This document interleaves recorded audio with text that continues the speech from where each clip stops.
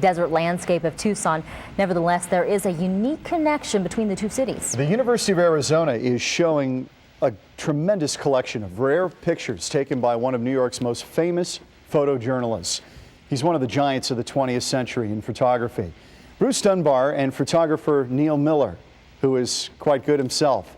They visited the Center for Creative Photography at the U of A recently to see the work of the legendary Weegee.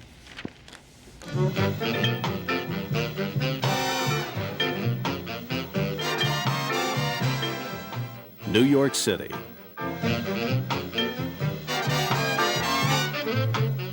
It was his passion, and photography was his means of expressing it.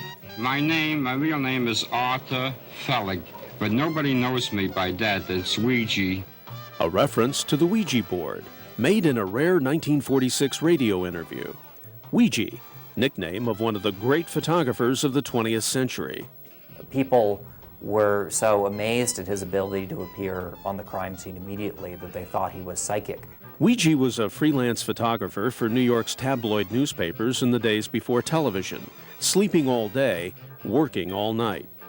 All my life, out on all the streets, I know them all because I drive all night long.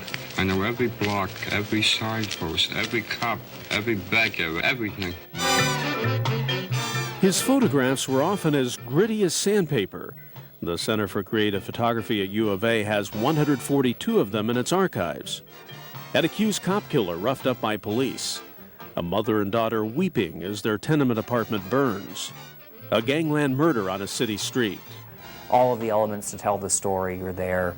The gun lying in the foreground on the sidewalk, its barrel still pointing at the corpse, lying face down and really inelegantly in a pool of his own blood. I figure it's my job to record these things, the same like the cops, firemen, and ambulance driver arrive on the scene. I'm there too. Incidentally, if I arrive at a fire after the fire engines do, I feel disgraced and hate. People on the fringes of society star in a series of photos Weegee took during World War II in a Bowery bar called Sammy's.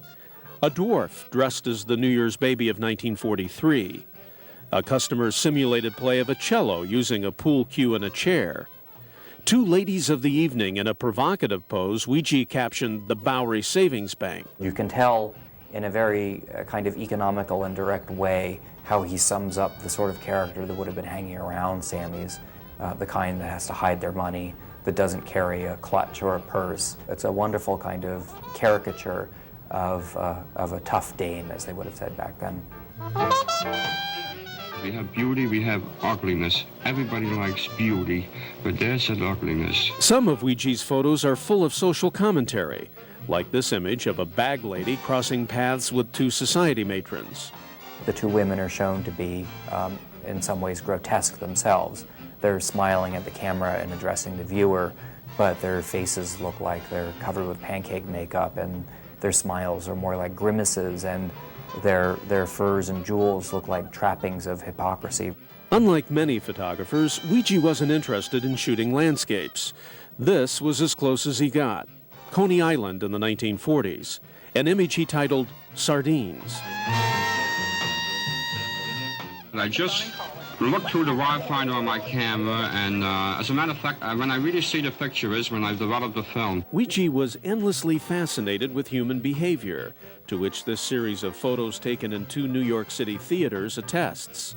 There was no visible flash. Infrared technology made that possible, so his subjects were unaware their pictures were being taken. Everybody is capable of criminal activity, including smooching in the movie theater when you're not supposed to. So his infrared pictures in movie houses on Saturday afternoons were meant to uncover these little crimes. Unlike many artists, Weegee received great acclaim during his lifetime. In fact, many of his prints in U of A's collection have his stamp on the back, Weegee the Famous. His great achievement was to strip away the veneer of civilization and to show that the thing that we call civilization rests on a fairly creaky foundation. Weegee died in 1968 at the age of 69, but he left behind an impressive body of work depicting both the beauty and ugliness of society, something noted by the interviewer in that radio Q&A conducted nearly 60 years ago. I've never seen photography like some of this. It's beautiful, it's sad, it's funny. And don't forget, it's human. It's human. The people That's of the New word. York, exactly as I and others have seen it.